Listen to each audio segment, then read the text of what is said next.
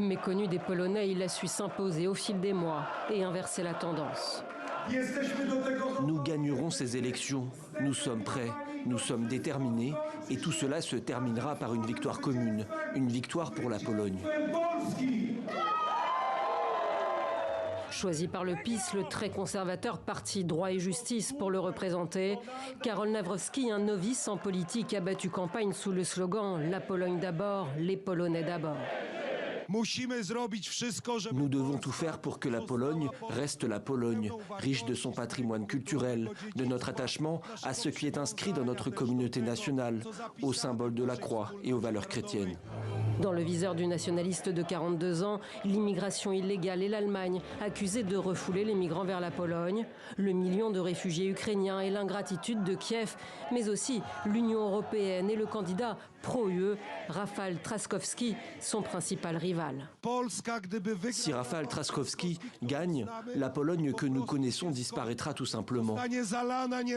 Elle sera inondée d'immigrés illégaux. Les agriculteurs et les forêts seront encore plus mis à mal par l'idéologie du pacte vert européen. Des soldats polonais seront envoyés en Ukraine, malgré le traitement injuste qu'elle nous réserve, alors même que nous l'avons tant aidé ces dernières années.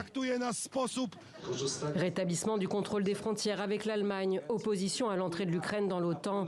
Karol Nawrocki, historien spécialiste du monde criminel, natif de Gdansk, dans une famille modeste, est amateur de boxe et de foot. Il est aussi un grand admirateur de Donald Trump, qu'il a rencontré à la Maison-Blanche peu avant le premier tour de la présidentielle et avant le soutien apporté par la ministre américaine de la Sécurité intérieure, Kristi Noem, lors d'un rassemblement conservateur organisé en Pologne.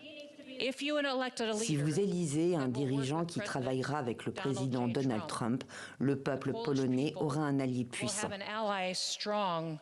Directeur du musée de la Deuxième Guerre mondiale de Gdansk de 2017 à 2021, Karol Nawrocki dirigeait depuis cette date l'Institut de la mémoire nationale chargé d'enquêter sur les crimes nazis et communistes. Participation à des rixes de hooligans, soupçons de proxénétisme, acquisition controversée d'un logement social. Les révélations embarrassantes sur son passé ne l'auront pas empêché de l'emporter.